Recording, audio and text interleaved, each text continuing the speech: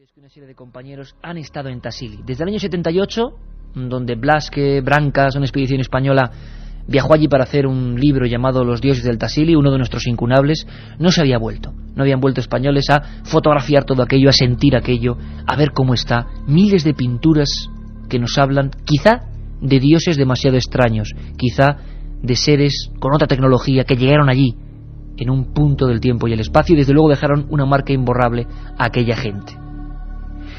Hay un hombre cuyo apellido os va a sonar, se llama Iván Benítez. Es el hijo de Juan José Benítez. Está haciendo una labor magnífica. Él hace las fotografías de esa serie, Planeta Encantado, que seguís en la 1, y de esos libros que hoy sorteamos entre todos los amigos que nos estéis escribiendo. Y encima Iván Benítez, en un nuevo puesto periodístico, está dando cancha al tema OVNI, está apostando por él, y nosotros directamente lo hemos fichado. Otro corresponsal en la zona de Castilla-La Mancha, ni más ni menos que don Iván Benítez. Iván Benítez, buenas noches, amigo. Sí, buenas noches, Iker, ¿cómo estás? Pues perfectamente, y encantado de tenerte con nosotros, que debutes aquí en nuestra pequeña, digamos, tertulia de misterio, pequeño encuentro con lo desconocido que tenemos cada madrugada del domingo y del viernes en la SER. Y espero que no sea la última vez, porque sé que estás dando mucha caña, como tenía que ser, sacando documentos e historias en el pueblo de Albacete, ¿no? Este es tu periódico. Sí, esto no ha hecho más que empezar. Nada, llevamos poco tiempo en Albacete, pero espero, no sé, sacar muchas cosas, ir poco a poco y, bueno, pues tenemos una ventaja. La base militar de Los Llanos la tenemos muy próxima y ahí se cuecen muchas habas. Iván, tú, codo con Juanjo, te has embarcado en la historia de Planeta Encantado. El propio Juanjo nos ha contado muchos de los secretos a los que, bueno, es poner la lupa, ¿no? Intentar que la gente comprenda algunas cosas. Pero a mí como fotógrafo, como gran fotógrafo que eres y que te has metido en 1000 batallas, te has encontrado ahora con el misterio. Por ejemplo, un fotógrafo cuando llega a un lugar bastante prohibido, bastante de difícil acceso, bastante difícil para el común de los mortales, como es Tassili, en el corazón del desierto argelino, un fotógrafo cuando mira por esa lente, ¿qué siente? ¿Percibes algo especial? ¿Cómo es ese lugar, Iván? Es un lugar tengo un gran recuerdo del Tassili, ¿no? Hasta el punto de que voy a intentar volver 100 veces más, si vivo. Es un lugar misterioso, hay mucha energía. Es el museo más antiguo de pinturas en la humanidad, ¿no? Es una meseta cuarteada de básicamente 800 kilómetros por 50 de ancho, en el que, bueno, pues tienes más de 50.000 pinturas rupestres, ¿no? Y en ese contexto, pues tienes que tener mucha paciencia porque las pinturas te emborrachan y al final tienes que hay muchos detalles pero llegar hasta Llanet es muy fácil.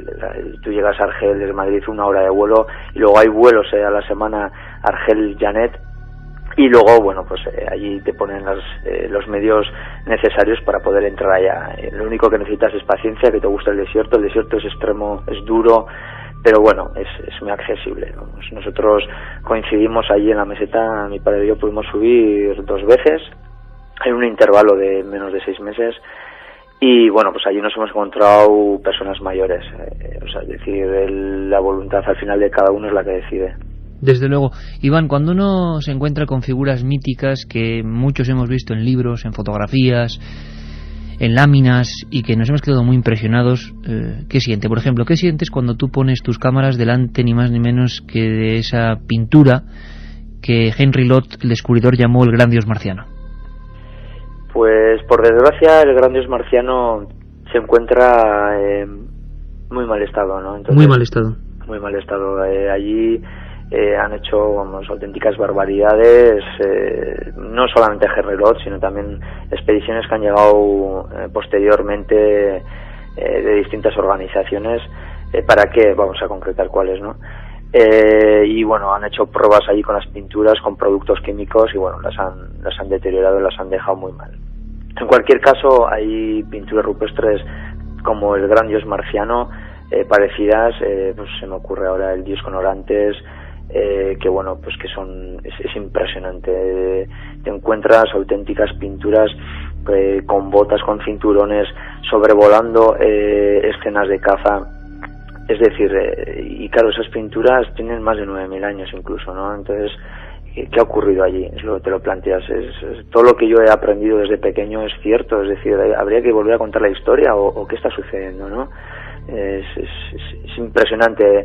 No reaccionas hasta que llegas tranquilo a casa y ves, contemplas con detalle otra vez las fotos, porque claro, allí no te da tiempo a reaccionar, ¿no? Seres con escafandra, Iván, como tú decías, correajes, botas, que sobrevuelan las escenas perfectamente realistas, y como comentabas, 9.000 años. ¿Cuál es la que a ti quizá más te ha impresionado? Seguramente habrá muchas de las que no sepamos absolutamente nada, porque nos llegó una información que es solo un mínimo porcentaje. Tú hablabas del mayor museo al aire libre de pintura del mundo. ¿Hubo alguna de esas que te dejó, bueno, pues extasiado, ¿no?, por su misterio, porque representaba quizás a seres, o no sé cómo llamarlos, que también quizá pudieron estar por allí en alguna ocasión? ¿Hubo alguna que te llamó profundamente la atención sobre todas las demás?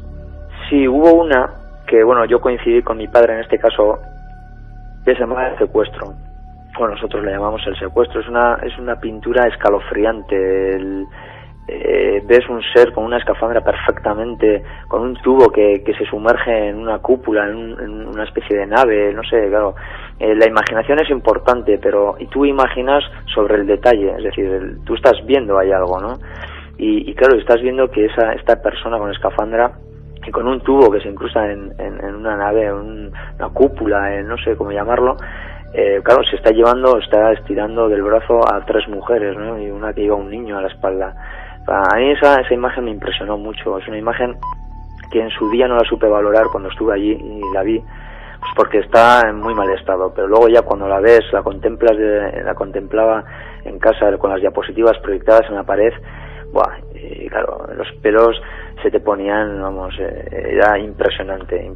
Y como esa pintura, pues te encontrabas con decenas de ellas, porque claro, no te da tiempo a ver más que como mucho 50, 60 pinturas, que es imposible. En cada pintura nos deteníamos a contemplarlas bastante tiempo, ¿no?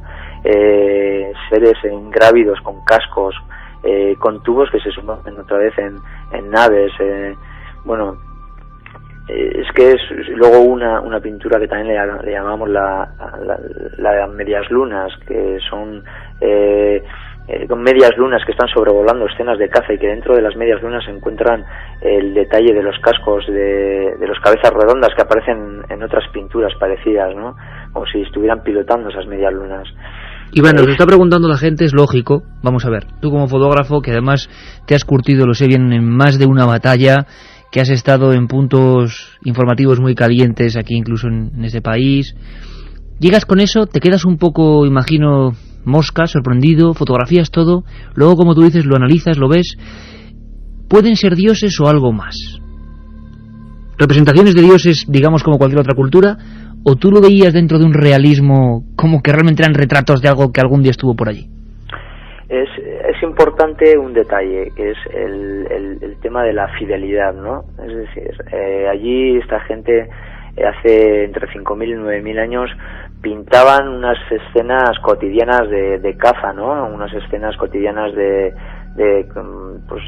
convivencia con las personas que tenían al lado, y detallaban muy bien las pezuñas de los animales, detallaban muy bien los lomos de las vacas, detallaban muy bien todo lo que veían. Y junto a estas escenas de convivencia y de caza aparecen estos seres que se llaman cabezas redondas, porque efectivamente si una persona tiene en la cabeza un astronauta, lo único que tiene que hacer es trasladar esa imagen del astronauta a esta escena de convivencia y de caza. Entonces, claro, dices, ¿qué pasa aquí? ¿Qué pasó aquí, no? En aquella época. Aquí tuvo que ocurrir algo. Yo me atrevo a decir que allí pasó algo extraño, que aparecían unos seres con escafandras, con botas, con cinturones muy perfectamente detallados. No hay que imaginar nada, aquí se ve perfectamente. Gente que sobrevolaban, si te parece infantil decirlo así, compararlo, pero al estilo Superman, escenas de caza.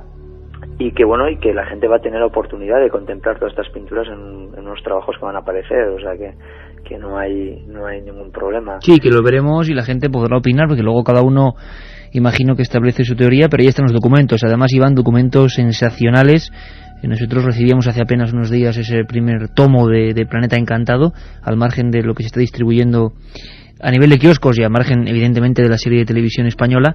Un libro magníficamente cuidado, con unas fotografías en esta primera parte relacionadas sobre todo con el caso de Perú y el caso de Pascua, impresionantes, unos documentos que le hacen a uno temblar, ¿no? Y viajar a ese lugar, aunque en algunos de ellos, por desgracia, nunca hayamos estado. Pero ¿por qué Tassili se ha abandonado tanto, siendo un lugar, no sé, tan pródigo, tan distinto? Parece que es el lugar más antiguo donde estas cosas pasan. ¿Cómo es que ha llegado ese abandono? ¿A qué es debido, Iván? Ya sabes que al final muchas veces lo que se intenta es ocultar historias, ¿no? Bueno, pues que en el día a día los periodistas lo tenemos muy claro, pues como los gobiernos de una manera u otra siempre van a camuflar o teñir realidades objetivas, ¿no?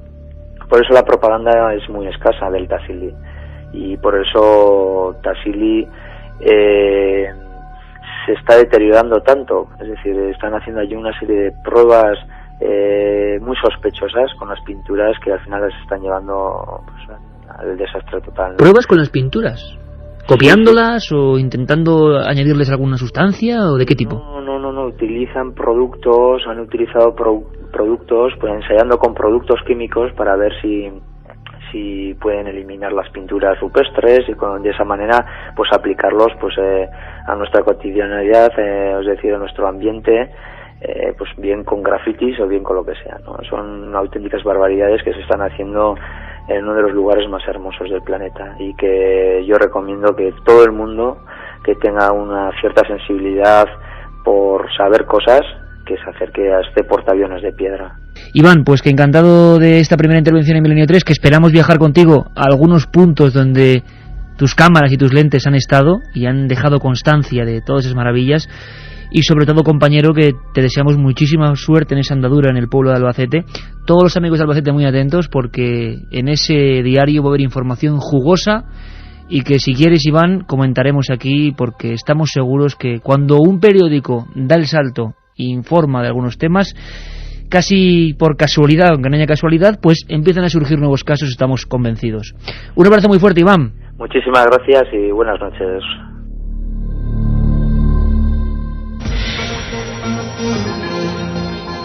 La otra realidad. Milenio 3. En la cadena SER. 1937. 200 personas mueren trágicamente en el santuario de la Virgen de la Cabeza. 1971. Aparece el fenómeno de las caras de Belmez. 2003. ¿Qué relación existe entre estos dos episodios? Descúbralo en Tumbas sin nombre. Un apasionante libro de Iker Jiménez y Luis Mariano Fernández. Una tragedia, un misterio, una investigación. Editado por Editorial Edad. La otra realidad. Fenómenos extraños. Misterios sin resolver. Milenio 3. En la SER.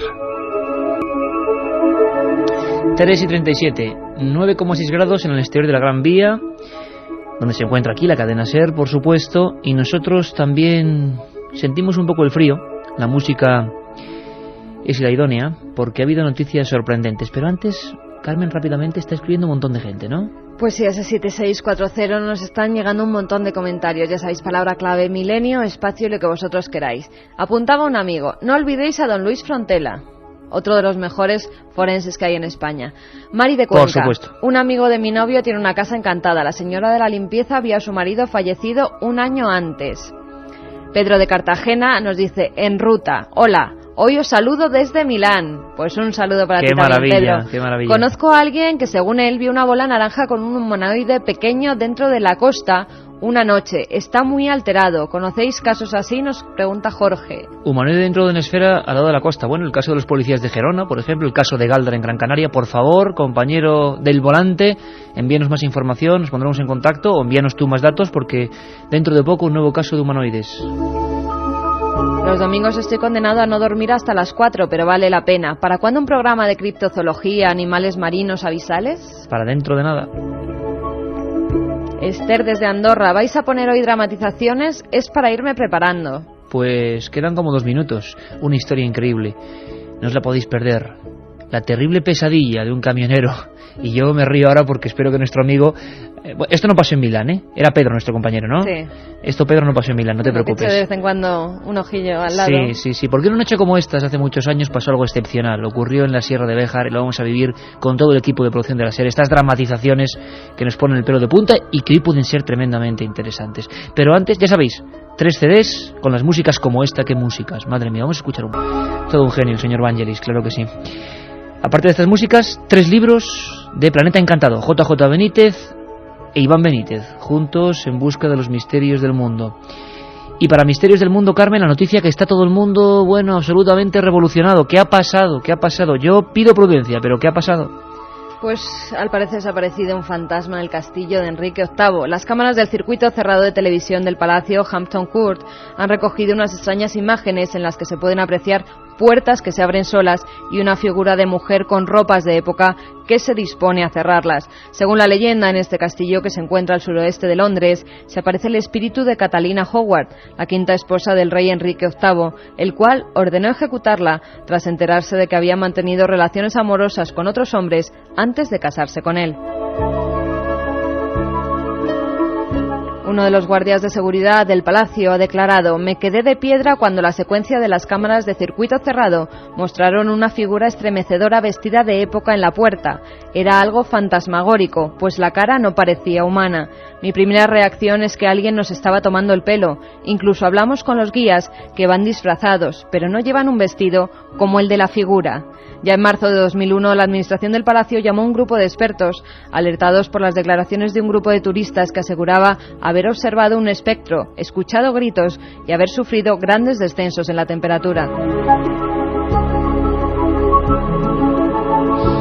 Caramba, bueno, yo de momento pido prudencia. Vamos a ver qué ocurre, vamos a esperar unas semanas, vamos a seguir la noticia, no os preocupéis, directamente allí. Noticia además que ha salido en telediarios a nivel nacional. Sí, todos los periódicos. Bueno, pasan estas cosas, ¿es porque llegan estas fechas?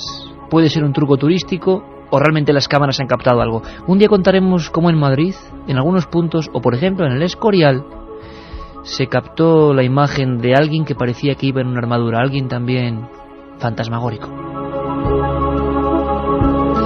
Pero si me permitís, y con este fondo maravilloso que surge en nuestra nave del misterio, que pilota don Carlos Nicolás, yo creo que es momento para hacer una pequeña pausa como siempre, subirnos las sábanas. Ya está preparado todo el equipo de producción de la cadena SER, todos los compañeros dirigidos artísticamente por Mariano Revilla. Es una historia que es increíble. Hace poco yo, en mis archivos, recogiendo papeles, volví a encontrarme con aquella portada, queridos amigos. Portadas como ABC, portadas como La Gaceta del Norte, portadas como Ya, sacaban la imagen de un camionero, un hombre absolutamente normal que nunca había tenido ninguna inquietud con el tema de los ovnis. Su nombre, Maximiliano Iglesias Sánchez. Era un hombre que viajaba en una vieja furgoneta y que le ocurrió algo excepcional, terrorífico, cambió su vida. Fue noticia con la que se inició el telediario, por 2 días consecutivos, con un caso de Sevilla y un caso de Salamanca. En marzo de 1974, el telediario, imaginaos lo que os digo, iniciaba el tema con este suceso. Algo ocurrió en la noche salmantina, en la magnífica y mágica Sierra de Béjar. Alguien se encontró con unos extraños seres, alguien pasó la peor noche de sus vidas, y el equipo de la SER, con Primitivo Rojas, con Paco Barrero, con Rosa María Belda, todos han recreado esta historia, con todos los detalles, para vivirla. Estamos haciendo teatro en el aire, queremos que viváis los casos desde dentro. ¿Estáis preparados? Noche de miedo, en la Sierra de Béjar, marzo de 1974.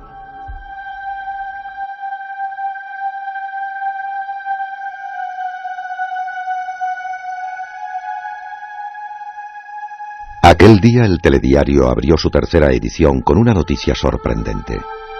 Un viajante de comercio de Sevilla había sido perseguido por un misterioso artefacto. 2 destacamentos militares de la base de Morón de la Frontera se han desplazado hasta la carretera de Castillo de las Guardas para analizar las huellas calcinadas por el objeto volante no identificado. En la zona todo es confusión y temor. En el único bar de Lagunilla, un pequeño pueblo de la provincia de Salamanca, se había formado un considerable revuelo. Yo os digo que ayer se vieron 2 luces como esas cerca del Paso de los Lobos. Las vi con mis propios ojos. Yo te creo. Mi difunto padre vio uno de esos cerca de Béjar, en pleno día. Si hasta Atanasio, el médico, debió encontrarse con un demonio de esos hace un par de semanas. Está claro, patrona, pero ¿de dónde vendrán? ¿Qué querrán de nosotros?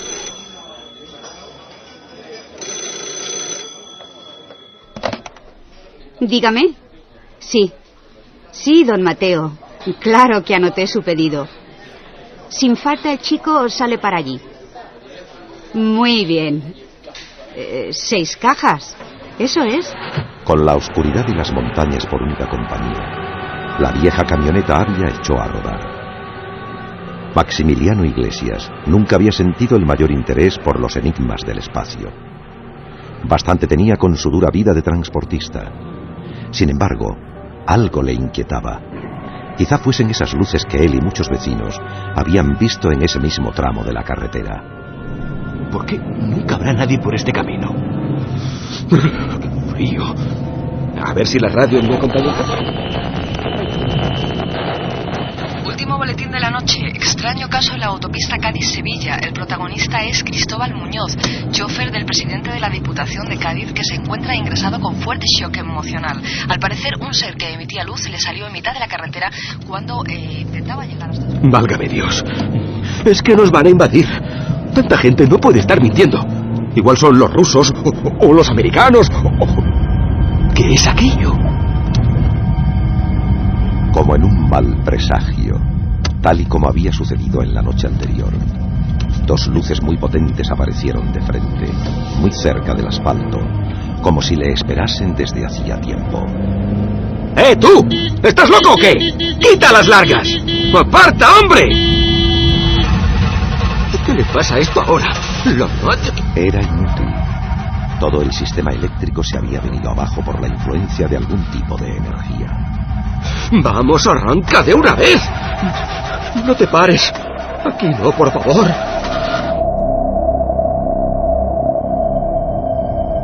La soledad era absoluta. A un lado los barrancos y precipicios, y al otro, esperando al final del camino, aquellos objetos posados en mitad de la carretera. De pronto, todo su brillo se apagó como tragado por la noche, y algo comenzó a moverse. ¡Santo cielo! ¿Quiénes sois? ¿Quiénes sois? No obtuvo respuesta, pero eran 3. 3 hombres muy altos. Demasiado para tratarse de seres humanos. Se habían girado al percibir la presencia de la camioneta, y uno de ellos le estaba señalando y había comenzado a subir la cuesta. ¡Socorro! ¡Socorro, ayúdame! ¡Socorro, no hay alguien ahí! ¡Que alguien me ayude, por favor! ¡Por favor, que alguien me ayude! Corrió hasta que no le quedó aire en los pulmones. Cuando miraba atrás, veía cada vez más cerca la silueta de aquellos gigantes. Caminaban a grandes zancadas y al mismo tiempo unas voces desagradables y metálicas sonaban por toda la sierra. ¡Regresa! ¡Regresa! Sabiendo que no había escapatoria, decidió tirarse de cabeza en una zanja cubierta de lodo. Allí, asomando justo la cabeza para respirar, vio avanzar a uno de aquellos espectros que iba rastreando entre los matorrales, como buscando a su presa. Entonces comprobó cómo iban enfundados en un traje de una sola pieza, del que solo asomaba un rostro blanco y enrojecido, con ojos tan inexpresivos que parecían los de un muerto. Somos nosotros, y será hora del regreso.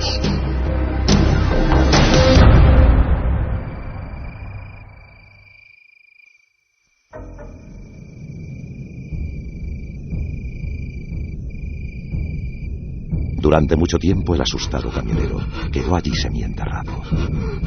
Sería ya más de la 1 de la madrugada cuando 2 fogonazos muy potentes surcaron el cielo como si fueran bengalas. Entonces miró atrás y vio que ya no quedaba nadie en la carretera, tan solo el viejo camión con la puerta abierta. Tengo que arrancarlo como sea. Por favor, arranca. Arranca.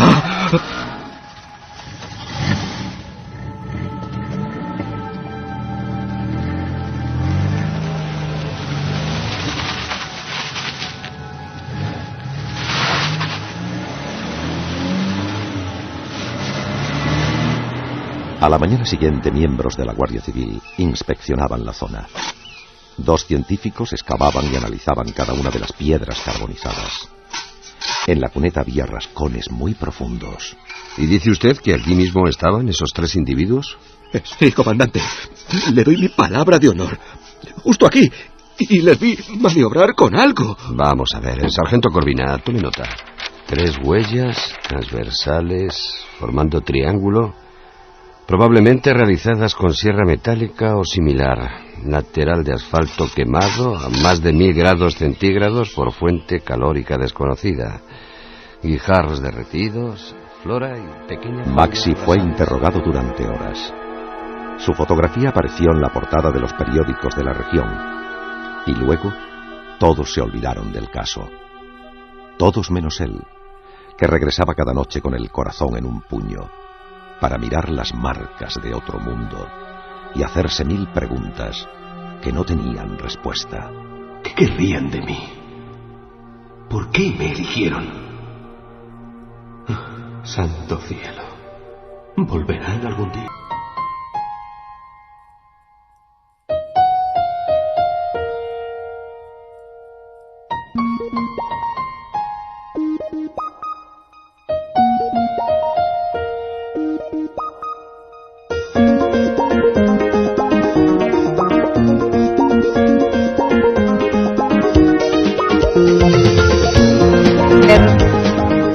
Como siempre decía Iker, muchísimas reacciones con las dramatizaciones. Al Mundo de Vitoria, antes de que empezara esta dramatización, nos decía: el domingo pasado pasé mucho miedo y desperté a todos mis vecinos con mis gritos. Pero seguir así, por favor, sois los mejores. Besos. Javier desde Almería: ya empezamos. Voy a dar la ronda antes de empezar la dramatización. Bien, vale, valor. Tere desde Palencia: me dan tanto miedo las historias dramatizadas que las grabo para escucharlas de día y bajo el volumen. Son muy buenas, gracias.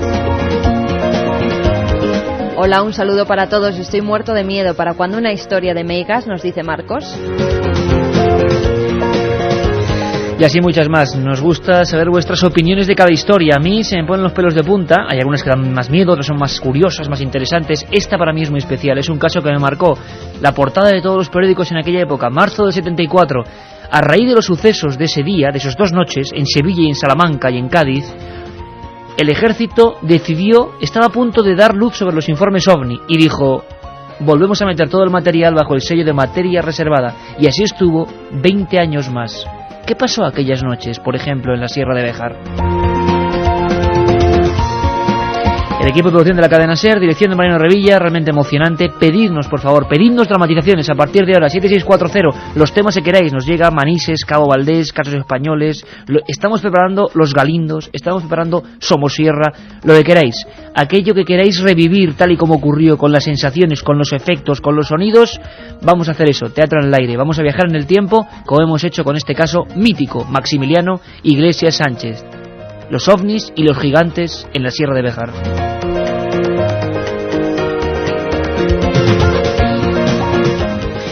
No son gigantes, pero es el miedo, que también es gigante, lo que se ha apoderado, Carmen, de una aldea embrujada supuestamente en Managua, ¿no? Efectivamente, Iker, en Raití, una aldea que se encuentra en Managua, cerca de la frontera con Honduras, apartada completamente de la civilización. Más de 80 personas dicen sufrir desde hace mes y medio algún tipo de encantamiento realizado por los suquías o brujos malos. Debido al cariz que estaba tomando el asunto, médicos y psicólogos del Ministerio de Salud se trasladaron hasta el lugar, donde hicieron todo tipo de pruebas a los supuestos embrujados. Según declaró la médico Carla Morales, se trata de una enfermedad tradicional en la cultura mísquita, llamada gris signis, lo que normalmente se conoce como histeria colectiva. Los doctores, además de ayuda psicológica, también les dieron antidepresivos, pero no sirvieron para nada. Lo único que consiguió calmar los ánimos de los embrujados fue una pócima que realizó el brujo indígena Carlos Salomón. El mejunje contenía, entre otras cosas, uña, cola, caracol de mar, azufre, hilo, cuerno de vaca, un trapo negro y agujas. Para que luego vean que la sugestión no es importante. El miedo puede propagarse, el miedo es un misterio. Yo estoy pensando hace tiempo un programa sobre el miedo, ¿qué os parece? Un programa en el que todos conscientemente nos contagiemos de ese miedo. Y estoy pensando en llamar a unos cuantos amigos que, investigando cosas por esos mundos de Dios, han pasado las de Caín, empezando por nosotros dos, y muchos más. Y recordar esa noche, una noche esas de hoguera, ¿qué os parece? Como cuando nos juntábamos pues en los campamentos, en la playa, y algo nos invadía a todos, ¿os acordáis, no? Había algo que era invisible, era el miedo, era la sugestión. Vamos a ver si lo logramos a nivel de toda España. Y que incluso vosotros nos contéis esas historias, las que os marcaron. Y última noticia, Carmen, hablaremos con nuestros compañeros del CEPESMA. Capturado otro animal abisal, otro calamar gigante. El pues mito es real, ¿no? Y que era ese 7640. 4 currantes nos decían desde Asturias: exigimos Milenio 3 todos los días de la semana. ¿Qué noticias hay del nuevo Kraken aparecido? Pues dicho y pues hecho. Vamos a dárselas. El pasado domingo, un pesquero que se encontraba en la costa asturiana capturó vivo un calamar gigante de 104 kilos de peso. Los pescadores avisaron inmediatamente al CEPESMA, Coordinadora Española para el Estudio y Protección de la Especie Marina, que se hizo cargo de este ejemplar, que es además el segundo más grande hallado hasta la fecha. Tras ser examinado, los expertos aseguraron que se trataba de una hembra perteneciente a la especie Taningia danae, que suele ser 5 veces más grande que los machos de su especie. Estos animales, cuyo hábitat natural se encuentra entre 3.000 y 4.000 metros de profundidad, tienen 3 corazones, un cerebro muy desarrollado y una visión 100 veces más potente que la del ser humano. Realmente impresionante, realmente curioso el asunto del calamar gigante, que siempre nos está esquivando, que nunca se deja filmar, madre mía. Recuerda ese viaje, ¿verdad? Cuánto mareo. En busca del calamar gigante. Emitimos desde el barco buscando el calamar gigante. Cuánto mareo, madre mía, cuánto mareo. Acabamos dando con el micro de láser encima del calamar. Sí, este micro amarillo golpeó un kraken. Se puede decir que es el único micrófono que ha acabado golpeando un kraken, cosa que no está nada mal. Bueno, pues estamos ya en la recta final. Surge esta música que también sorteamos hoy entre esas llamadas, esa música increíble que se llama, siempre lo preguntáis, siempre lo digo, Millennium, no podía más de otra forma. El señor, otro maestro, Hans Zimmer.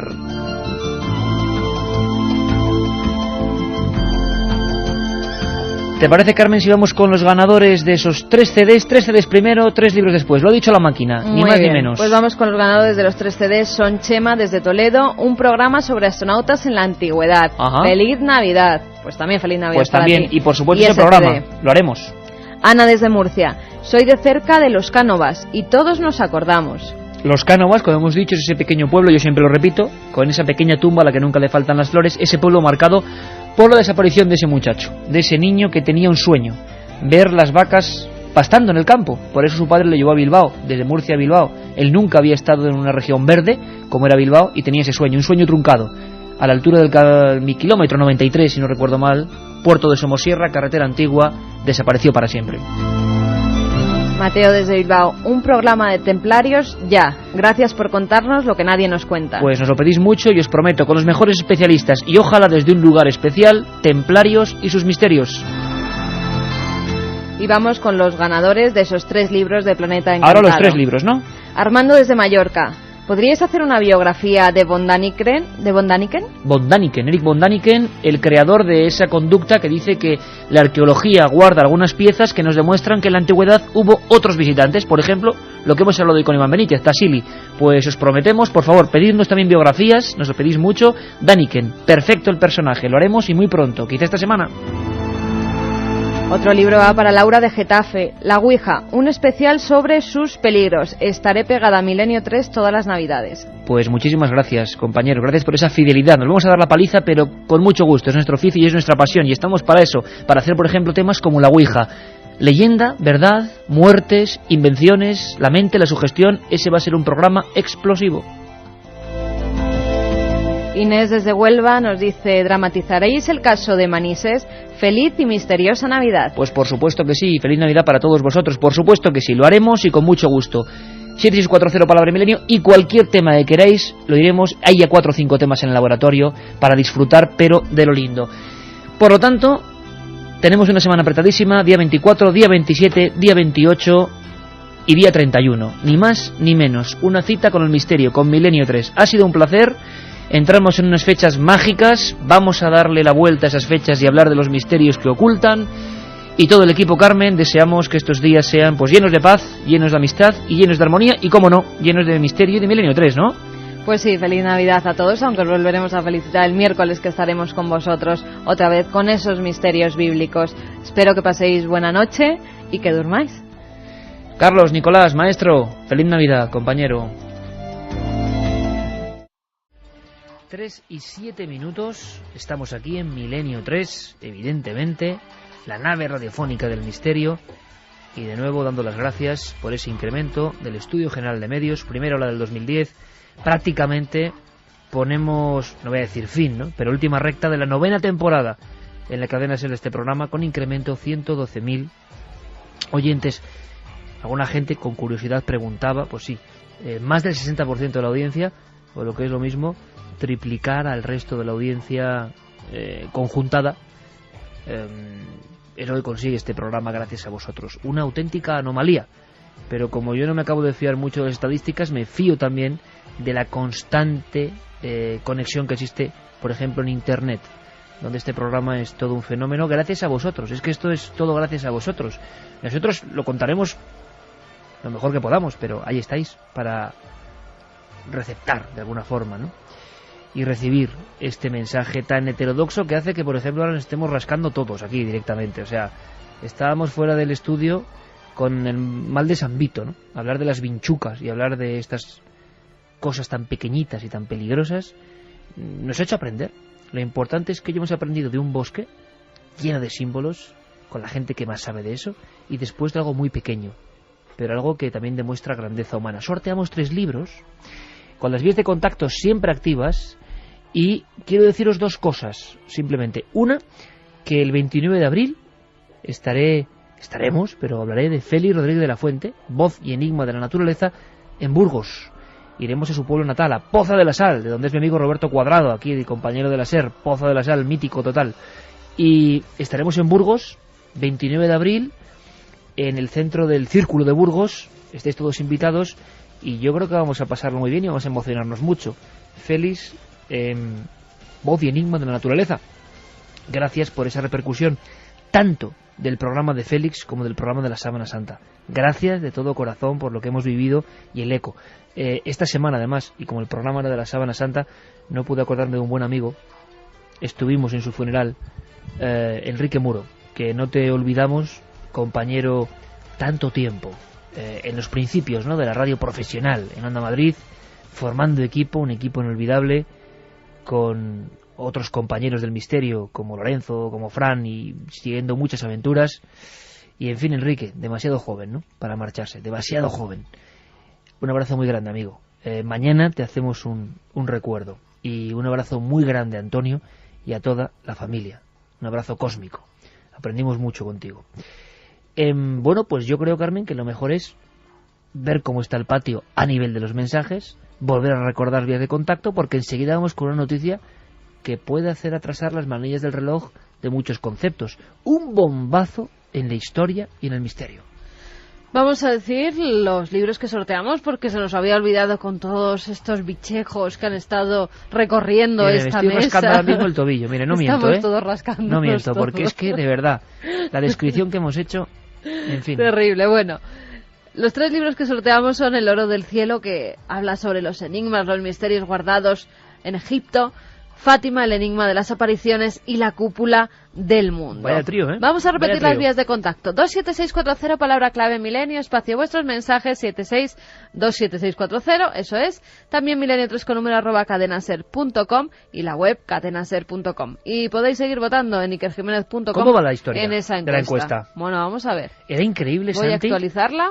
Aquí sí que la gente estaba toda de acuerdo. O sea, 84% que sí que cree que hay lugares Madre que atraen mía. el mal, y solo un 16% que creen que no.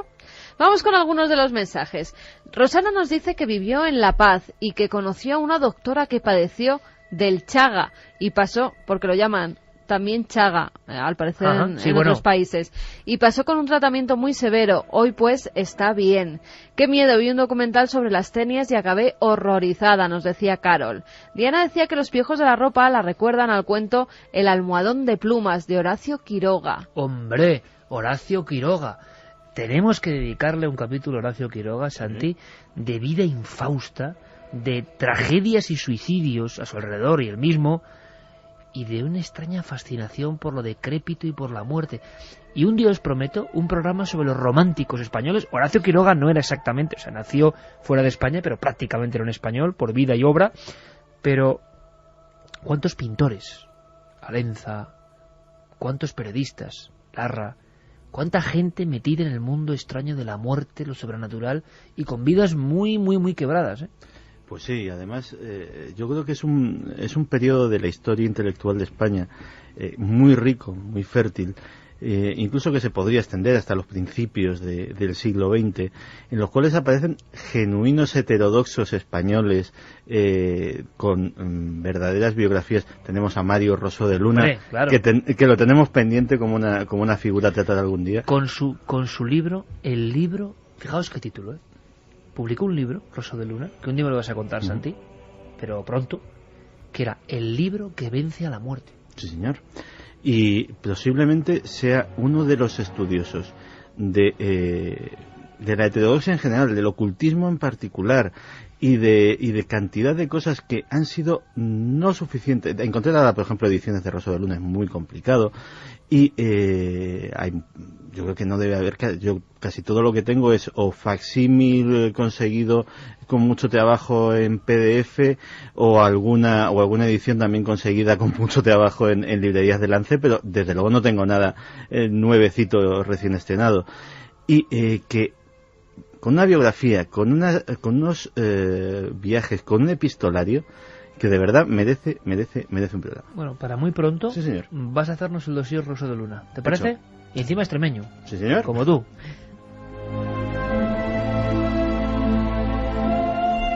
Alberto de Mallorca nos dice: Pilar Mateos, la esperanza de Bolivia, como ella dice, un lema para vivir. Quiero, puedo y lo hago. Ojalá su pintura salve vidas. Buenas noches, Juan Carlos desde Valencia. Mujer admirable, me está picando todo el cuerpo de pensar en ese bicho. Son muchos los oyentes que están venga a rascarse. Es que estábamos hablando aquí de los piojines y yo me estaba acordando de algo terrible que ya para terminar el mundo del picor, pero claro, ya no llega a lo... ¿Qué te pasó a ti? No. Pero es algo que todos lo tenemos en casa y no somos conscientes, porque no llega a lo microscópico, pero casi... A ver, ¿qué vas a decir? Son los ácaros. Sí. O sea, en nuestras moquetas, en nuestras propias camas, en las de todos, hay bichitos muy pequeños que conviven todas las noches con nosotros. Y que cuando los mira... ahora nuestros amigos internautas que metan ácaro que metan arador de la sarna. También, que ese tiene lo suyo. Que ese te hace cavernas en la piel. Es que parece que disfrutas, Santiago Camacho, describiendo el proceso arador de la sarna, y nos vas a dar la noche, Santi. Anda que no hay bichos más gordos que cavernas duermen en las camas. Sí, también es verdad. Que no cicatrizan nunca. Que efectivamente quien lo haya padecido afirma que no hay picor peor que el de ese parásito. Pero tú imagínate esos seres absolutamente alienígenas que en esas fotografías de microscopio, que son los ácaros, saber que ahora mismo están en nuestra piel. Ay, para, Santi. Fari. que pica todo, de verdad. De verdad, es increíble, ¿eh? Mira, el poder de la sugestión de la voz y de la imaginación del ser humano. En este caso, imaginación es algo que es real, ¿eh? Nuria, que es de Madrid, dice que es muy interesante el programa, pero que la está picando todo el cuerpo. Y son muchos los que nos lo dicen, ¿eh? También nos dice el ser humano cayendo en lo más horrendo y en lo más sublime. Personas como estas me emocionan y dan esperanza en el futuro humano, nos lo decía Manolo desde Alicante. Muchos de esos parásitos no tienen otra forma de alimentarse y reproducirse. Nosotros también matamos animales para sobrevivir. Ellos solo lo hacen para seguir viviendo. Bueno, y también hay parásitos beneficiosos. Sí. Es decir, nosotros que le tenemos tantísimo miedo a las bacterias, hay unas bacterias, que es la flora bacteriana del intestino, que directamente no puedes sobrevivir sin ellas. O sea, no puedes asimilar los alimentos. Con lo cual hay un montón de cerecitos que no tienen nada que ver con nosotros, no los ha producido nuestro cuerpo, han venido de fuera, que también nos ayudan a sobrevivir. ¿Y sabes lo que pienso yo? a modo de reflexión global sobre todo esto, cómo la naturaleza de algo inerte, o lo que nos han contado, ¿no?, en base a una serie de casualidades, ha formado tantos billones de formas, tan absolutamente diferentes unas de otras, que parece que provienen de mundos diferentes unas de otras, y que muy pocas veces reflexionamos. ¿Qué tiene que ver un nadador de la sarna, o una vinchuca con un león, ¿no?, o una lamprea, que también chupa sangre, por cierto, en las aguas, con un oso de las cavernas ya desaparecido? ¿O qué tiene que ver una de nuestras células con un águila imperial? ¿Es la naturaleza solo a base de casualidades y de evolución ha creado todo esto? Bueno, yo no lo sé, pero me parece absolutamente increíble. Hay algunos chupasangres que se utilizan con fines médicos, como las sanguijuelas. Los sangrados, claro. Muchos abuelos nuestros casi lo habrán sufrido, los sangrados, ¿eh? Pues y de hecho, para el estudio y para la cura y el tratamiento de muchísimas enfermedades cardiovasculares, el mundo de los anticoagulantes de los que ahora mismo disfrutamos y que han salvado muchas vidas, viene precisamente de salivas de estudio de salivas de murciélagos, de estudio de salivas de parásitos que efectivamente contienen poderosos anticoagulantes, y los científicos han estudiado ese proceso y lo han aplicado también para curar. Es decir, la naturaleza tiene mucho que temer, pero también tiene mucho que enseñarnos. Nos dicen también, un saludo amigos desde su país amigo, acá tenemos la araña del trigo y la araña del rincón, ambas mortales para el hombre. Es Pablo desde Chile. Desde la Chile. Araña del trigo y la araña del rincón. Trigo y el rincón. Menos mal que no lo he encontrado por allí por Chile, pero vamos. ¿Por qué la naturaleza crea este tipo de seres? No hay seres vivos superiores o más importantes, solo es cuestión de supervivencia. No puedo desengancharme de vosotros. Saludos desde Toulouse, nos decía Carlos. Buenas madrugadas, soy un farmacéutico de guardia y me alegro que habléis de estos temas. También podríais hablar algún día de la malaria. Un saludo, nos decía Nacho. Tomamos nota. Tenemos buenos amigos que han investigado en el increíble mundo de los virus. Si os interesa, hace poco yo veía unas fotografías de los virus Fago y Fago 2. Y te voy a decir una cosa, Santi y Carmen. Cuando veía esas figuras, eran como la nave Apolo. La nave Apolo que se posó en la superficie de la Luna, solo que era posándose sobre una de nuestras células que van por la sangre. La estructura de algo que no sabemos si tiene vida o no, que es un virus, era tan alucinante, tan arquitectónica, diseñada de una forma que parecía trazada a escuadra y cartabón, que uno se hace la misma pregunta. Qué extraño es todo esto. Bueno, a Elizabeth la acabas de levantar de la cama con eso de los ácaros y de... Claro, si es que nos ponemos a hablar de cosas cuando la gente está en la cama. Zaragoza, nos dicen, cayó durante la Guerra de la Independencia, en gran parte por el piojo de la ropa, que desencadenó una gran epidemia de tifus. No os olvidéis de los otros grandes vampiros, las arañas, la de cola blanca, la de espalda roja, la viuda negra, la mona y la ahora de moda reclus. Sí, las arañas también, esas figuras siempre en nuestras fobias más profundas. Vamos a hacer una cosa. Vamos a hablaros de un hallazgo y después nos vamos a un pueblo de brujas. Bueno, dos pueblos interconectados. Nuestros compañeros Fermín, Agustí y Carlos Largo nos van a llevar allí. Pero antes, me gustaría saber algo más de una noticia que adelantábamos la semana pasada, que yo creo que es sensacional, y que el titular sería algo así como un muro que tiene 23.000 años. Y un muro que se encuentra dentro de una cueva rupestre, de una cueva del hombre de las cavernas, de una cueva donde no había tecnología alguna, o por lo menos hasta ahora no se conocía. Cronología de hechos. Las pirámides, oficialmente, más o menos, haciendo una media, 2500 a.C., las más célebres. Los monumentos megalíticos, Stonehenge y tantos otros, pues los 3000, 4000 a.C., las primeras ciudades de la Mesopotamia. Podíamos hablar de unos 5.000, 5.500 a.C. Lugares muy raros de la Anatolia, como Cataluyuk o Cayonú, 7.000 a.C. Ain Ghazal en Jordania, 7.500 a.C. Ya es algo como casi, imposible de medir ni en los museos, mucho más lejano de lo que soñábamos. Llega Göbekli Tepe, unos 10.000 a.C. Y hablamos del primer templo, y de repente hacen unas mediciones en Grecia y vais a ver una construcción de 23.000 años. Si esto es verdad, se carga todo. Puede que no sea verdad, o que nos hagan creer que no es verdad, o que ya no sabe nada más, por lo tanto nadie lo acepte. Pero los científicos han dicho 23.000. Nos quedamos tan impresionados en la cueva Meteora, en la zona de Meteora Kalambaka, en pleno centro de Grecia, de que hubiese una mole ciclópea, incluso podéis buscar fotos, no hay muchas, una mole bien construida dentro de una cueva que no sabíamos qué decir. Y llamamos directamente a la embajada. Y evidentemente en la embajada griega confirmaban que el Ministerio de Asuntos Culturales de Grecia confirmaba 23.000 años en una cueva que se lleva investigando pues casi 23.000 años. Un descubrimiento muy importante, una muralla antigua de más de 23 años de antigüedad, que está en Grecia central, que según los expertos es la labor técnica de la más antigua de Grecia y tal vez de todo el mundo. Por supuesto, rápidamente preguntábamos a nuestro compañero Nacho Ares, ¿es posible? ¿23.000 años una columna? Desde luego se retrasan las manillas del reloj muchísimo, y quizá esto influya en otros grandes monumentos, en otras cronologías que eran demasiado modernas. Y si retrasamos las manillas del reloj global, ¿también hay que cambiarlo todo? Así nos contestaba Nacho. El descubrimiento que se ha realizado hace pocas fechas en la gruta de Teopetra, haciendo referencia a un muro que tiene una datación más o menos de hace unos 23.000 años en pleno paleolítico, nos hace ver que el pueblo, normalmente calificado como primitivo que pudiera haber construido este muro, pues quizás era mucho más sofisticado de lo que podríamos haber pensado. Es una construcción al uso, en el sentido de que lo que hace es protegerse del frío, ¿no?, en condiciones adversas climáticas, pero no es una construcción baladí en el sentido de que es poner ahí 4 piedras, sino que de alguna forma nos está hablando de una de las primeras construcciones, uno de los primeros monumentos, muy tosco, muy primitivo, eso sí, pero una de las primeras construcciones realizadas por el ser humano. 3:23, seguís en Milenio 3, en la cadena SER.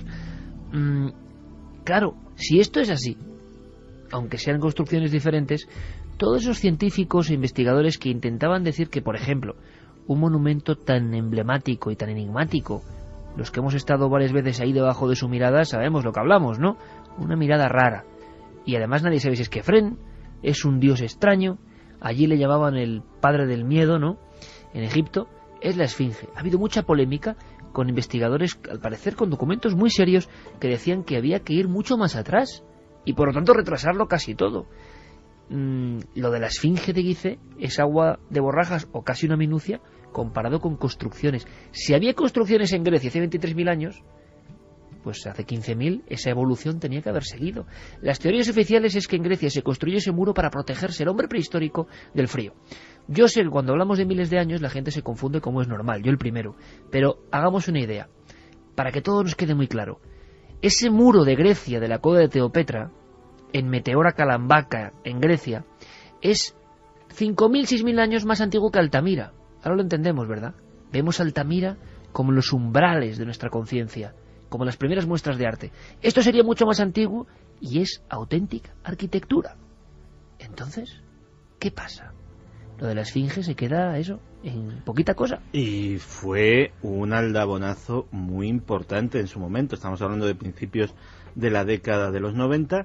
Y Robert Schott, que era profesor catedrático de geología en la Universidad de Boston, lleva a cabo un estudio en algo que es completamente ajeno a su competencia, que es la datación de restos históricos, y en este caso se centra en la Esfinge de Gizeh. Como muy bien has dicho, pues básicamente 2.500 años antes de Cristo, la época en la que se supone que fue hecha también la Gran Pirámide, etcétera, etcétera. Pero él no parte de presupuestos ni arqueológicos ni históricos. Él simplemente, lo que sabe él de piedras, lo que sabe de geología y lo que sabe de la climatología de la zona, por lo que le ha dicho esa misma geología y por lo que le han dicho los mismos registros geológicos y sedimentarios, pues descubre que la cubeta sobre la que se asienta esa esfinge, la base, digámoslo así, muestra una clarísima erosión por agua. Eso parece sencillo, salvo que nos demos cuenta de que en Egipto llover poco. Y no solamente por agua de lluvia, sino también sobre todo por inundaciones. Echando mano de registros geológicos, dice, oiga, esto es imposible si esto no lleva aquí como poco 7.000 años. con lo cual se monta un revuelo tremendo en todo el mundo de la egiptología, porque aquello se daba absolutamente de bofetadas con toda la cronología que estaba establecida, pero desde luego esto del muro de Grecia ya es en este sentido absolutamente descomunal. O sea, ya el salto hacia atrás en conceptos como son esos, o sea, si parece, no es un muro, no estamos hablando piedras, desde luego, no es un apilamiento, no es algo que lo haces porque sí, o sea, requiere mucha habilidad técnica, requiere desde luego una persona que haya ideado el propio concepto de muro, que y sobre todo, Santi, que no teníamos nada parecido, nada igual en ninguna parte del mundo, al menos que supiéramos, salvo que los criterios de datación no sean tan finos como pensábamos hasta ahora, y haya que empezar a pensar en otras cosas. Claro, lo malo es que si los criterios de datación han sido tan finos, muchas cosas que estaban hechas como algo evidente y dada su cronología como absolutamente eficaz y auténtica, pues igual no lo es, y entonces hay que retrasarlo todo mucho más, y eso es un problema. Yo os lanzo la pregunta: ¿creéis que se seguirá investigando en esto? ¿Que lo de 23.000 años acabará, como pasa muchas veces, como, bueno, con una contrarréplica, no era para tanto, y al final no nos enteramos de nada? Porque parece que le cuesta, que es como si fuera un organismo. A mucha gente le cuesta admitir cambios tan bruscos, ya ha pasado siempre en la historia. Pero desde luego, 23.000 años un muro es algo absolutamente inconcebible para lo que sabemos hoy de nosotros mismos. Vámonos a viajar, vámonos a la brujería. Han pasado muchas cosas. Primero, Zugarramurdi, 400 años del famoso proceso de las brujas. Nos han visitado descendientes de las famosas brujas de Salem. ¿Os acordáis? El pueblo de las brujas. Bueno, todo ese compendio lo han recogido en un reportaje Fermín Agustí y Carlos Largo.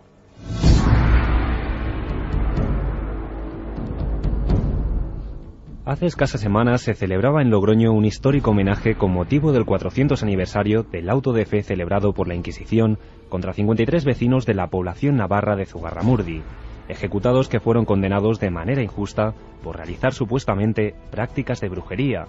Ainhoa Aguirre es gerente del Museo y de la Cueva de las Brujas de Zugarramurdi. Se dice que en esta cueva, en el siglo XVII, hacia entre 1608 y 1614, se realizaban aquelarres. Estos aquelarres, según han pasado a la historia, consistían en juntas de brujas y de brujos que se reunirían las noches de viernes y bueno, recibirían a Satán o al demonio en forma de mitad hombre, mitad macho cabrío, y sería él quien presidiría estas juntas que, según se fue escribiendo sobre ellas, cada vez adquirían tintes más oscuros, más sexuales, ¿no? Persecuciones de brujas en pleno siglo XVII, que no solo tuvieron lugar en España. Años más tarde, entre 1692 y 1693, Estados Unidos viviría su particular caza de herejes. Juicios que, por sus condenas, convirtieron a la población de Salem en su centro protagonista. Catherine Howe es autora de El libro de los hechizos, novela inspirada en estos trágicos sucesos. Todo surgió en 2005 cuando me mudé con mi marido al pueblo de Malbrook, en Massachusetts, que es el pueblo que está al lado de Salem, en donde hay más concentración de casas del siglo XVIII, algo muy raro en Estados Unidos. La casa era de 1705 y en la pared de nuestra habitación había una herradura con un hechizo escrito. Me di cuenta de que había muchas casas con herraduras de este tipo en el pueblo y que en aquella época la gente sí creía en la brujería.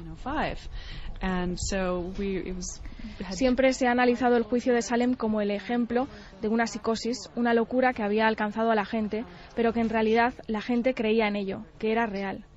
A partir de este hecho, empecé a escribir el libro para ver qué pasaba si la brujería fuese cierta.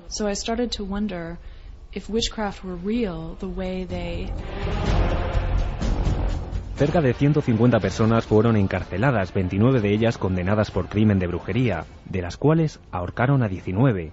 Pero ¿acabaron los juicios de Salem, al igual que los de Zugarramurdi, con la vida de personas inocentes? The women who were accused, especially during Salem, were innocent. I mean, that's an important point to make. Las mujeres que fueron acusadas en el juicio eran todas inocentes, no habían hecho nada malo, por lo que en este sentido no iban a descubrir nada especial que cambiara este hecho, ya que estaba probado y demostrado. pero di con una costumbre que existía en Inglaterra del siglo XVI y XVII, según la cual en cada pueblo existía un hombre o una mujer sabia, había más mujeres que hombres, a las que se acudía a cambio de dinero cuando hacía falta encontrar agua, pozos o algún objeto perdido, extraviado o robado. Además podían liberarte de los hechizos que creías que te habían echado, por lo que si alguien podía deshechizarte, se suponía que también podía hacerlo. Esto llegó a Estados Unidos y estas personas se las podía considerar que ocupaban una zona desatendida por la religión o la moral, lejana a la religión. Y descubrir que en este pueblo al sur de Salem existía una mujer sabia, considerada como astutas en los dos sentidos, como sabios y como embaucadores. Y la gente reconocía a esta gente como descendientes de la brujería. So there is some evidence of families having a reputation for this kind of skill or practice. Y es que detrás de cada una de las acusaciones existía la particular vida de hombres y mujeres, como la de Elizabeth Howe y Elizabeth Proctor, antepasadas de Catherine Howe. Elizabeth Howe was kind of disagreeable. She was sort of a notorious grump. And in fact, Elizabeth Howe era una mujer de carácter difícil, algo desagradable, y en realidad fue acusada por su familia política y fue ejecutada. Elizabeth Potdock fue ejecutada junto a su marido. Él fue ejecutado y ella encarcelada porque estaba embarazada, hasta que se terminaron los juicios por la gran cantidad de ejecutados que había y ella se salvó.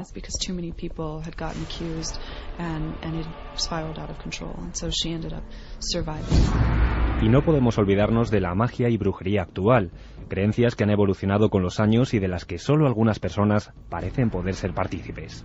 It's hard to say. And I think our contemporary definition of witch Por aquel entonces se consideraba brujería algo muy diferente a lo que se puede considerar ahora. En aquel entonces, brujería era una posición religiosa y se veía como algo negativo, peyorativo, para calificar a ciertas personas, pero por razones más cotidianas. Ahora, las brujas pueden ser las personas que intuyen las necesidades que puede tener una persona. Who can intuit what other... Cuéntanos algo desde el otro lado. SMS al 27640. Escribe la palabra milenio, espacio y lo que nos quieras contar. Comentaristas de Milenio 3. Siempre al otro lado.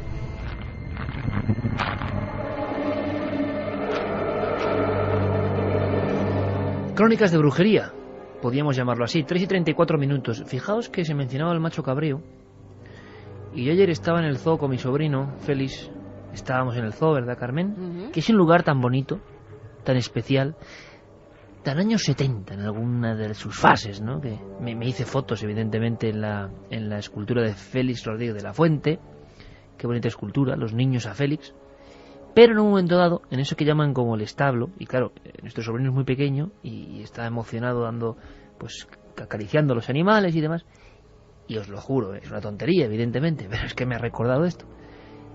Al fondo del establo, si alguien conoce el zoo lo sabrá, están los machos cabríos. Hay machos cabríos. Sí. Y como estábamos ahí con los animales y había muy poquita gente, porque el tiempo en Madrid ha estado un poco revuelto, y me veo al macho cabrío que se ha levantado al final del pasillo, Carmen asiente ahora, mirándome fijamente, con las dos patas como muy subidas, totalmente erguido, ¿vale? Parecía el macho cabrío de la aquelarre de Goya. Total. Y como si te hablase, ¿verdad? Que te miraba así, porque, no sé, quería que le diese de ese pienso que dan ahí a los animales. Oye, lo que es el arquetipo, Santi, claro que era un simple, en el fondo, una cabra, más o menos una cabra, ¿no? No tiene ningún problema. Bueno, era un macho cabrío, sí, con unos cuernos terribles. Pero la atrás, imagen, negro, y al estar en sombra esa parte, sí, la imagen que tú veías era un macho cabrío levantado. En fin, seguro que si vais al zoo vais a saber enseguida cuál es el macho cabrío a lo que me refiero, porque no se parecía a ninguno, ¿eh? Madre mía, qué aspecto. Pues bueno, todo este mundo de arquetipos y de dioses pues se cuelan en la mente de la gente. Hubo un caso en Valladolid hace unos años que fue espectacular por la iconografía precisamente que tenía. No era el macho cabrío, sino el dios Anubis, el dios de los muertos. Este individuo se le llamó el profanador de Valladolid contamos en la tele su historia y Paco Pérez Caballero, nuestro compañero, llegó hasta los libros de dibujos que el profanador de Valladolid iba dejando en una especie como de book, de película. Era algo increíble. Y fijaos, yo recuerdo a nuestro compañero Sergio Fernández de Pinedo, nuestro realizador, que sabe un poco lo que es la imagen y que evidentemente en 5 años de Cuarto Milenio ha visto de todo. Pues cuando vio aquellos dibujos donde el mismo profanador se dibujaba como si fuera un niño, con un sombrero de copa, una capa, con cráneos en las manos y hablando con el dios Anubis, y todo eso en un cuaderno cuadriculado, me acuerdo que Sergio me decía, editando los dos el programa de noche, que le daban miedo esos dibujos, o sea, que le impresionaban mucho, que tenían algo realmente terrorífico. Entre tumbas, el propio profanador se retrataba con el sombrero de copa sonriente, mirando directamente hacia el otro lado, ¿no?, del mundo de papel. Ahí tiene Santi algunos de los dibujos que recupera de la colección o de las colecciones de Cuarto Milenio. Y daban miedo. Bueno, pues lo que nos ha sorprendido muchísimo, Carlos Largo, compañero, buenas noches. Buenas noches, Iker. Es que el profanador de Valladolid, el mismo individuo, ha vuelto a ser noticia. Pues sí, volvió a actuar esta Semana Santa pasada. Muchos de los periódicos locales, por ejemplo, abrían el pasado 6 de abril diciendo: un cementerio de Valladolid sufre la violencia de un profanador. 58 sepulturas del cementerio del Carmen fueron destrozadas y 2 cuerpos se extrajeron de las tumbas. Y efectivamente es que la madrugada del sábado santo al domingo santo, digamos que por la mañana los vigilantes encontraron restos óseos repartidos por todo el cementerio, por todo el camposanto. Rápidamente, la policía de Valladolid, que ya conocía estos casos anteriores de 2004, empezaron a sospechar de esta persona. Esta persona es un hombre de 32 años, se llama Rubén, se le ha apodado como el Buque e incluso como el Señor de la Muerte, tal y como decías, por esos dibujos que ya hizo en el 2004. Y bueno, pues en esta ocasión, como decía ese titular, rompió 33 nichos y 25 sepulturas. 33, sin duda alguna, todo aquí hay un juego simbólico de fondo, seguro, ¿no? Que solo conocerá él, me imagino. Lo curioso de este caso que ya comentabas es que en el 2004 esos restos fueron esparcidos por toda la ciudad, incluso por zonas del río, y en esta ocasión pues extrajo 2 cuerpos, de los cuales se quedó con 2 cráneos. Uno de ellos todavía no ha aparecido y otro sí que apareció de una manera, de un extraño ritual, sobre un cojín, sobre una de las lápidas. Hemos hablado en este caso con una de las personas, un periodista que ya colaboró con nosotros, en este caso con Paco Pérez Caballero, con nuestro compañero para el programa de televisión, y bueno, hemos vuelto a hablar con él para que nos explique qué es lo que ha sucedido en esta ocasión. Es Íñigo Arrue, periodista del Mundo de Valladolid. Compañero y gran periodista, Íñigo Arrue. Lo más grave que hizo fue sacar dos ataúdes, y de esos ataúdes sacó los cadáveres que estaban momificados. Y de esos 2 ataúdes se llevó los cráneos. Uno ha aparecido, que estaba en una tumba con un cojín, y otro está sin aparecer. Y de momento la policía pues sigue buscando dónde puede estar el cráneo este. Lo habían detectado los vigilantes jurados del cementerio del Carmen el domingo. Y el lunes, cuando estuvimos viendo todo el recorrido que hizo, a las 2 de la tarde, ya nos habíamos ido, a las 2 de la tarde volvió a aparecer él. Él había provocado la profanación el sábado por la noche. Y volvía otra vez el lunes a las 2 de la tarde, según dijo la policía, a meter monedas en los cráneos. Era su misión, que tenía que continuarla y tal, o sea, en un estado de delirio total. Los 5 días anteriores los había pasado en otro cementerio de Valladolid, los había pasado metido en una tumba, y dijo a la policía que lo había hecho para sentirse como Michael Jackson en Thriller. Como decía nuestro compañero Íñigo Arrue, había estado 5 días metido en una tumba antes de llevar a cabo todo este acontecimiento macabro. Y bueno, la policía le detuvo, estuvo haciendo declaraciones, pero totalmente inconexas. Estaba, como decía Íñigo, en un estado de delirio total.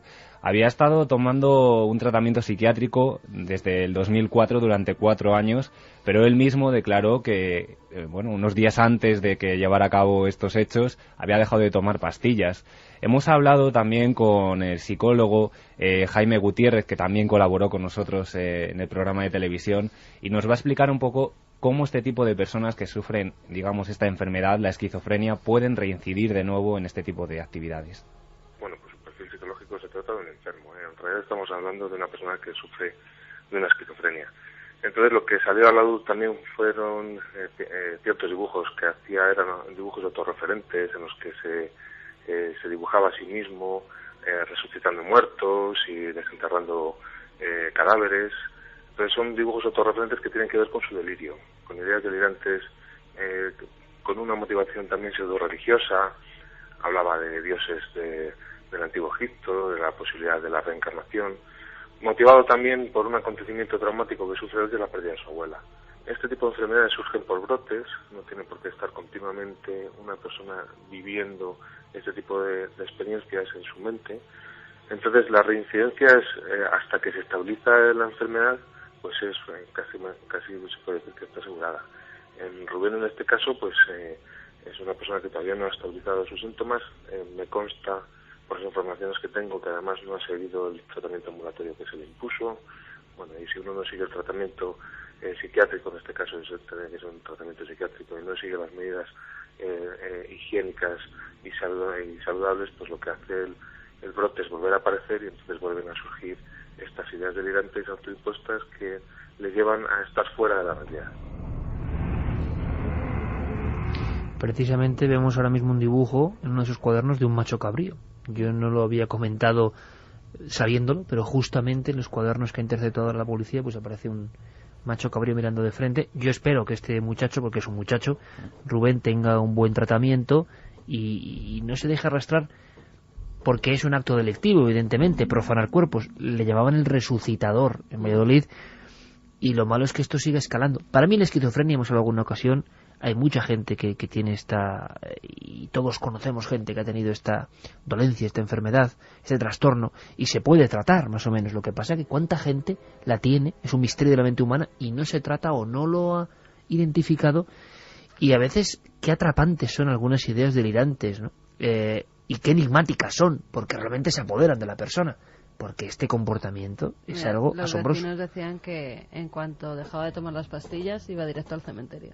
¿Qué tenía él, no? ¿Qué clase de conexión con el mundo de lo mortuorio? Y que es que en muchas personas esa conjunción, lo que hablábamos de Eros y Tánatos, pues perfectamente está ahí hilada, ¿no? En fin, en Valladolid saben de esta historia, y además la presencia constante de dioses de la muerte como Anubis, y todos los días, nosotros ya muchas veces no lo contamos porque es tan desagradable, pero es la constancia de que la enfermedad y lo oscuro, relacionado con ideas delirantes y con la brujería, está perfectamente presente en cualquier rincón del mundo, y los rituales, por más dramáticos que nos parezcan, siguen ocurriendo todos los días. Sí. Por gente que evidentemente tiene que tener problemas mentales. Sí, ahora ha ocurrido en la India, en Uttar Pradesh, donde una pareja que ha sido aconsejada por lo que consideraban un hombre santo, un curandero, lo llamaríamos aquí, ha sacrificado a un niño de 3 años porque esa sería la forma de ellos tener un hijo propio.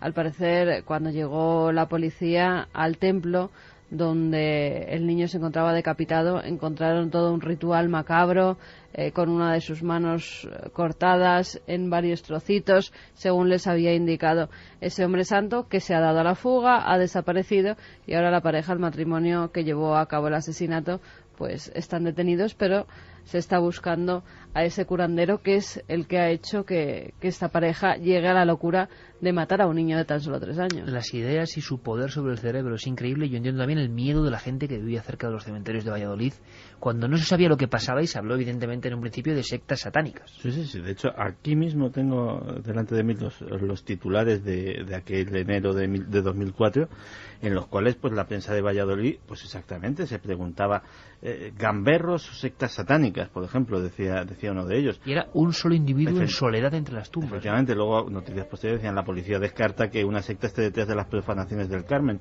Y fíjate que justo al lado, estoy hojeando pues eso, uno de los libros de la colección de Cuarto Milenio, justo al lado de ese recorte, en la composición de la página, está una de estas mesas donde la policía exhibe pues todo lo que incauta en un registro, en este caso el registro del domicilio de este joven. Y fíjate que se puede apreciar perfectamente el crescendo del delirio de esta persona, porque se ve claramente como a la izquierda de la mesa hay dibujos, pero un poquito más allá hay ya calaveras de plástico. Luego hay calaveras de plástico, digamos, con la parte superior cercenada.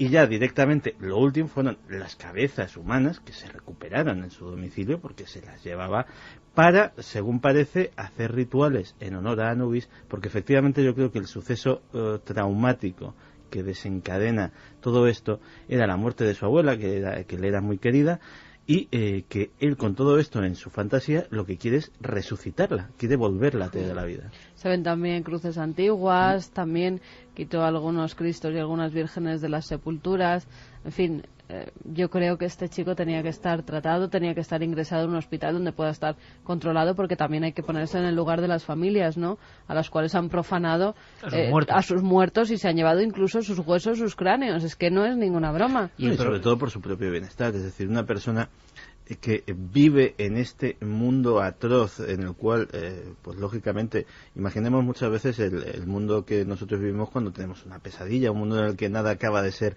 ni real ni ficticio, en el que no estás seguro absolutamente de nada, pues puede ser muy parecido precisamente al de un delirio de ese tipo.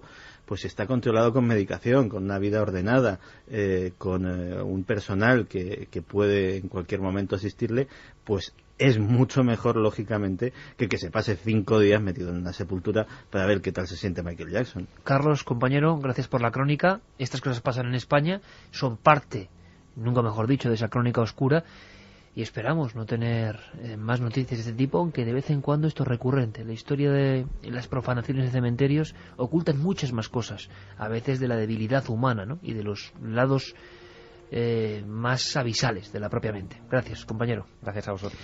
Vamos a hacer una cosa, vamos rápidamente a dar un repaso por la historia. Nacho Ares tiene todos los datos, han pasado cosas, hay que saberlas para aprender que los misterios están en todas partes y en todas las épocas.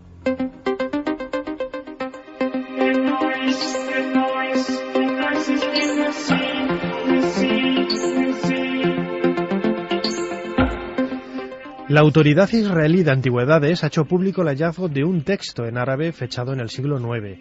La inscripción, aparecida en el antiguo barrio judío de Jerusalén, pertenece a la época del califato abásida y parece conmemorar el dinero entregado por el califato a uno de sus seguidores leales de Jerusalén. Pero, ¿cómo era la convivencia de las dos culturas en este periodo? Escuchamos al arabista Andrés Guijarro. En esas fechas no era muy buena, pero por unas razones peculiares. En principio, en las sociedades más tradicionales, los judíos, igual que los cristianos, tienen la categoría de dhimmiés, que lo que supone pues, un estatus de protección por parte de las autoridades, pero en concreto en la Jerusalén del año 1000, Tierra Santa está bajo el dominio de los fatimíes, en concreto es el reinado del califa al-Hakim. El texto, como el que vemos en la inscripción descubierta recientemente, aseguraba la entrega de tierras o dinero a personas afines al Estado califal, ahondando así en el control del territorio, la única manera de intentar recomponer el antiguo poder ahora en crisis. Bueno, el califato así en ese periodo estaba en un momento de decadencia política muy importante. Unos años antes, debido a una serie de crisis internas, la entidad, digamos, la unidad del califato se había disgregado. Habían aparecido dentro del territorio del califato determinadas dinastías locales, la mayoría de ellas de origen militar, que se habían, digamos, independizado de facto. La pequeña inscripción de unos 20 por 20 centímetros fue descubierta por la arqueóloga Annette Negar.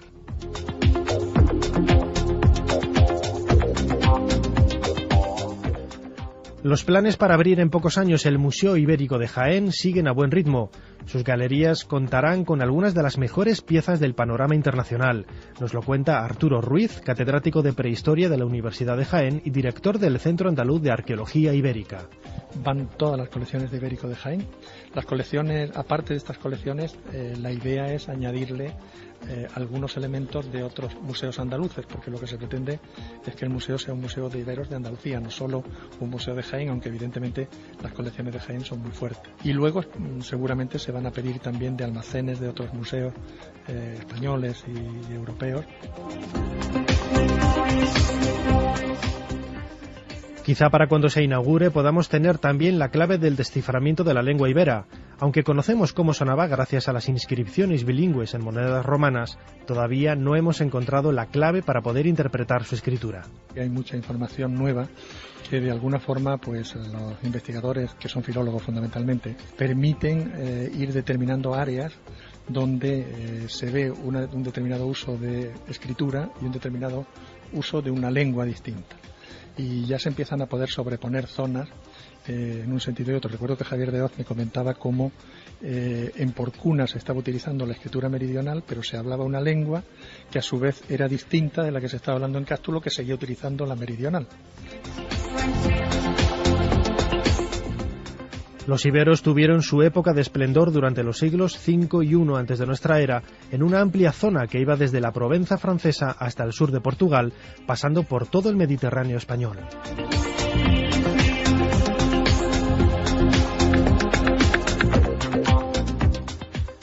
El yacimiento precolombino del Porvenir, situado al oeste de Venezuela, va a sucumbir bajo las aguas de una presa hidráulica. Nunca estudiado por los arqueólogos, la parte conocida consta de una pared con 30 grados de inclinación formada por losas de piedra. Algunos investigadores apuntan a que sea la parte visible de una antigua pirámide que, por desgracia, desaparecerá en breve bajo las aguas de la presa del río Dorados. Y vamos con los últimos mensajes de la noche. José de Toledo nos dice: no hay mayor miedo que a lo desconocido. Gracias por encender una luz en la oscuridad de todo el conocimiento que existe a nuestro alrededor. También nos decían: hola, me llamo Alfredo, soy vigilante y no sé si es por escucharos o por el uniforme sintético, pero me pica todo el cuerpo. Será el uniforme. Saludos desde la policía local de Santomera, en Murcia. Muchas gracias por hacer que los sábados noche de patrulla se pasen mucho mejor. Pues un beso para todos vosotros. Curioso Santomera, porque ha habido, y les mandamos un abrazo a estos amigos, en Santomera ha habido varios crímenes muy intrigantes. ¿Os acordáis de aquella madre que mató a 2 hijos en la cama porque quería dar celos al padre? Que fue una historia tremenda. Fue ahí en Santomera. No sé si eran 2 niños o 3. Y ha habido varios casos, algunos sin resolver, muy raros. Le mandamos un fuerte abrazo a la gente que está ahí, pues velando, ¿no? Porque la ley se cumpla. Israel nos dice: hola chicos, aquí en Las Palmas a las garrapatas las llamamos también carrancios. Un saludo, a ver cuándo os venís a Las Palmas. Luego hay otra cosa que es tremenda, Santi, que es cómo la voz popular, a veces hasta en la sonoridad del lenguaje, se aproxima tanto a la verdad de las cosas, ¿no? Carrancios. No sabes lo que es, pero te suena a garrapata. Sí, no, algo bueno no. Exacto. Nos decían también: me estáis dando el rato porque llevo todo el día quitando piojillos que he encontrado en mis pájaros. Murieron unos pichones y no sabía de qué. Hoy al quitar el nido los he encontrado escondidos, nos lo decía Eduardo. Pues menudo día de rascaduras que lleva. Oye, por cierto, Santi, una cosa, ya lo repasaremos, pero yo me he sorprendido hoy mucho, como tantas otras veces, cuando he visto en los informativos todas las pantallas de Iberia, de todas las compañías, de todos los aeropuertos del mundo colapsadas, ¿no? De Europa. Y he dicho, o sea, un volcán entra en erupción, las cenizas y toda la tecnología, todas las superpantallas, todos los GPS, todo se va al garete por las cenizas, que parece algo de maldición bíblica casi, ¿no? Nos retrotrae a antiguas profecías. Pero eso del día a la noche y demás, imagino que por internet los conspiranoicos, ya me lo contaré la semana que viene, están ya pensando en señales del fin, ¿no? Hombre, más que los conspiranoicos, efectivamente, los apocalípticos, digámoslo así, sí que lo ven, pero es que las cenizas de un volcán no son en absoluto algo desdeñable. Cuando la erupción del Krakatoa a finales del siglo XIX, en la otra punta del mundo, hizo reventar por completo una isla, que se dice pronto, no hubo un pequeño invierno nuclear. Ese invierno, las temperaturas en Europa, estamos hablando de una isla en pleno océano Pacífico, en las auténticas antípodas, las temperaturas de ese invierno en Europa fueron considerablemente más bajas de la media de varios siglos antes.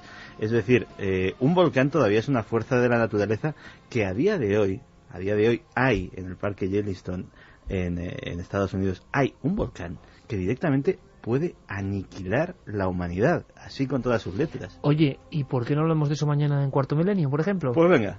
Porque es que hay volcanes que van al pelo, es decir, están pasando, son orificios de leyenda, de profecía, y están ahí. Y en el mundo hay varios sitios de estos que nos van a dejar impresionados. Mañana lo contamos en la tele, Sancho. Milo nos dice, buenas madrugadas milenarios, parece mentira que aún hoy en día se den este tipo de rituales, cuánta incultura. Hola milenarios, soy una médica argentina y realmente me conmueve e indigna el tema de hoy, ya que parte de la profilaxis es baratísima, pintar con cal, pero las autoridades no se sensibilizan, nos decía Marta. Sí, mucha gente piensa que es que como afecta especialmente a gente pobre, no tiene ningún interés, ¿no?, para los que podían remediarlo. Eliseo Pérez dice, buenas noches, soy veterinario, ya han pasado 2 años cuando me llené de garrapatas.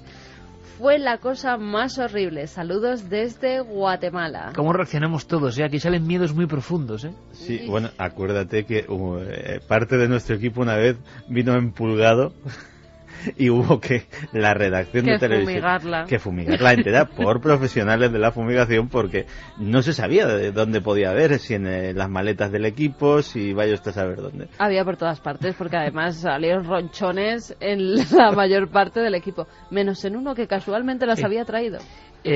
Pablo Villarrubia, inmune.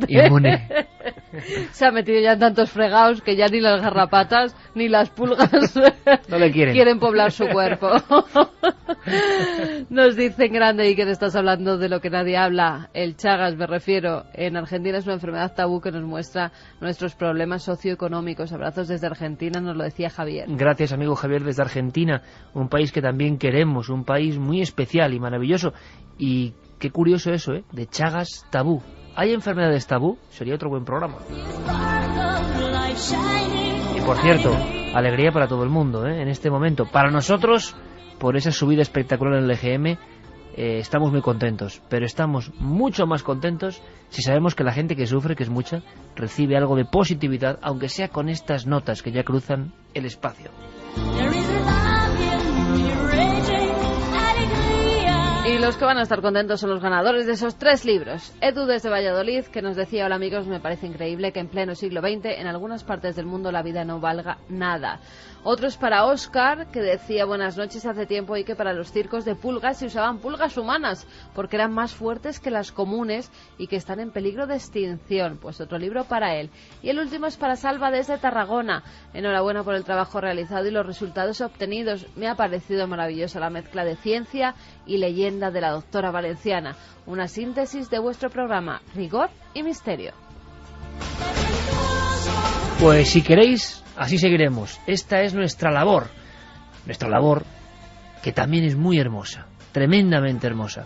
Jeremy Martínez, gracias compañero como siempre. Carlos Largo, Fermín Agustín, gracias Carmen. Gracias, nos vamos con el picor en el cuerpo. Sí, mañana a la tele. Santiago Camacho, como siempre. Compañero, muchísimas gracias. Muchísimas gracias a ti. Y gracias a todos los oyentes, a esa increíble cantidad de oyentes. Gracias por después de 9 temporadas seguir confiando en nosotros. Procuraremos hacerlo lo mejor que sepamos. Hasta la próxima semana, en 7 días aquí, en los micrófonos de Milenio 3.